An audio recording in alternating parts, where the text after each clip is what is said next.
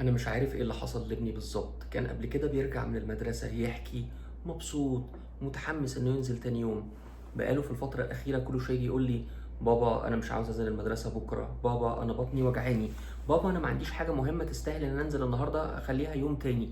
غياباته كترت، بقى حاجته تضيع، نومه بقى مضطرب، بقى يشتكي من أعراض كتير، صداع، غثيان.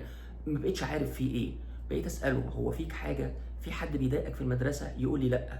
يوم يرجع يلاقي هدومه مقطعه، يوم تاني الاقيه مضروب، اقول له: انشف، خليك راجل. ببقى خايف عليه، خايف الدنيا تطحنه جوه المدرسه، وبقى شايف ان المدرسه دي هي المسرح اللي هيتعلم فيه كل فنون الحياه لما يطلع للحياه الكبيره. فلو هو فشل في ده هيعمل ايه بعد كده؟